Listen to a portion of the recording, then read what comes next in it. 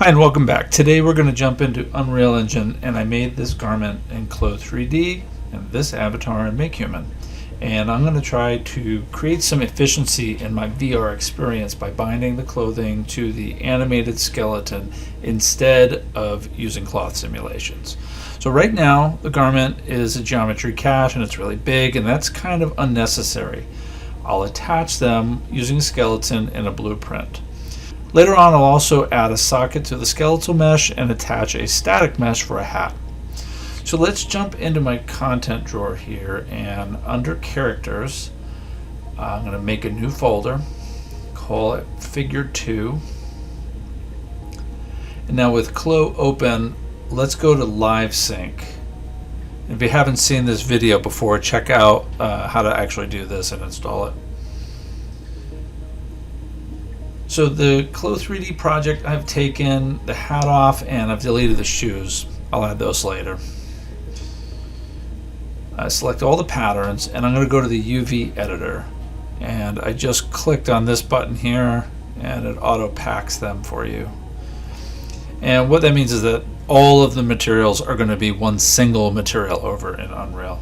So one last thing, in the animation editor, I'm going to animate the clothing here, just in case I want that as a geometry cache later. And we'll make sure that the simulation is off. So back over in Unreal, I'm going to go and I'm going to import these. But sometimes it's troubling, and sometimes you just have to do one garment and then the avatar. I'm going to do them together.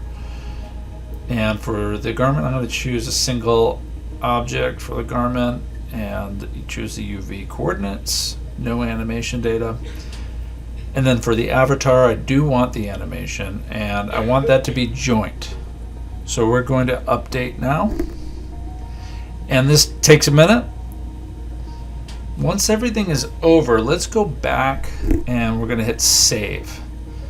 And we're going to find that new folder that I created, and the whole Clo project will go there. Okay, now open this up in the content drawer, and I'm going to drag the animation sequence into the world just to make sure that it's animating properly.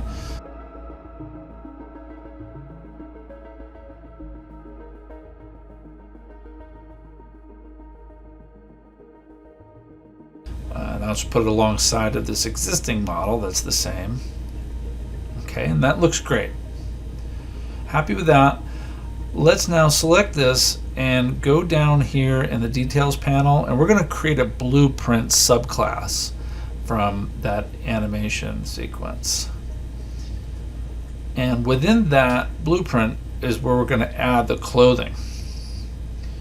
So it defaults to the event graph, but just click over here on the viewport, and then over here is where we're going to add the clothing. But before we do that, we need to make a skeleton for it.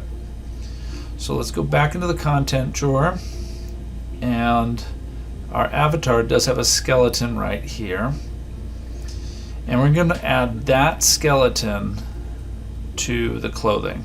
So let's make sure that the name is identifiable. So then let's go over to the static mesh folder here, and this is where the garment is. I'm going to find it, right click it, and we're going to convert to a skeletal mesh. And we'll use that same skeletal mesh as is for the avatar. Okay, so go back to the blueprint and search for the skeletal mesh of the avatar.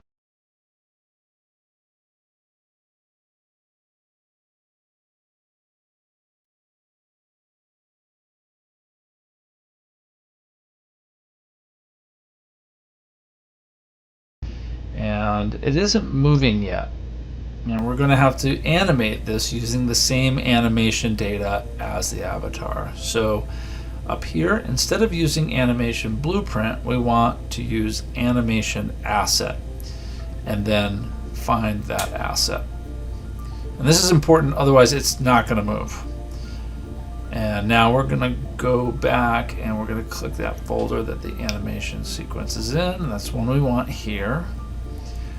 Let's apply it, and now see that the garment moves along with the avatar. but we do need to make some adjustments. First, I'm going to zero these out so they're both at the same location within the blueprint. And we need to bind the clothing to the skin. So even though they're moving here, there's a few things that are off. So the back of the legs look like they're the things that need some adjustment. So we're going to go over here. We're going to open up the skeletal mesh for the clothing.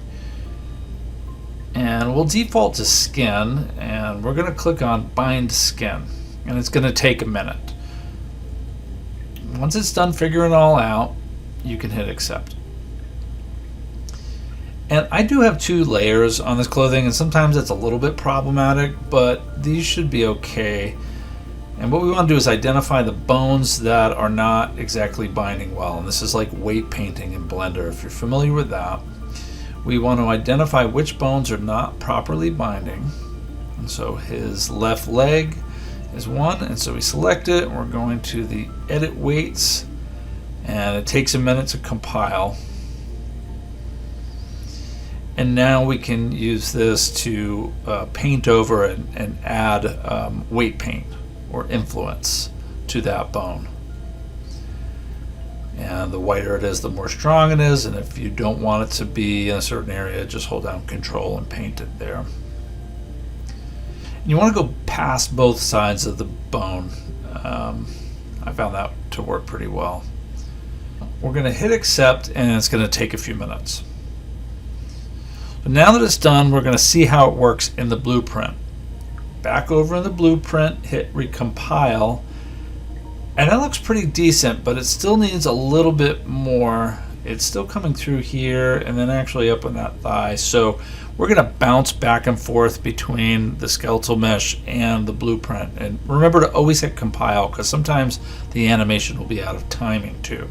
You know, the whole process is back and forth and just compiling, saving, editing weights, etc. So let's do the hat. I've exported the hat from Clo as an FBX file, and I'm going to bring it into my content folder. Okay, that's good. And now we're going to attach this to the head, but instead of doing it in the blueprint first, I'm going to come over here and find the skeleton for the avatar. And so over here we'll find his head bone. There it is. Right click, add socket, and sometimes I name mine.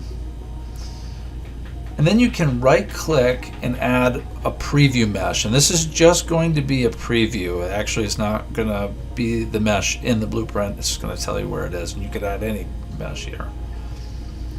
It just makes it easier to position it on the head, so any bone that it is attaching to is going to be location specific. And we'll move it around and adjust it so it looks right. And then if we come over to the animation blueprint, we can add static mesh.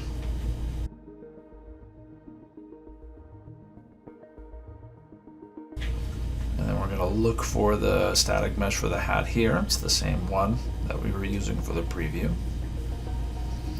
And then we'll choose the socket that was just selected, or the one that I just added. And that works pretty well now. And the hat will just move along with his head, and if he's turning in position or whatever, the hat will just follow along. And hats are pretty easy. I'm going to follow the same process for the shoes as I did in the beginning of the video by adding the skeletal mesh and doing the binding of the skin. And the shoes will work the same way. And this creates a huge amount of efficiency. Instead of this animated geometry cache being a gig, it's going to be, you know, something like maybe 30 megabytes, probably even less. So I hope that's helpful. Hit subscribe for more fun and games. Back soon.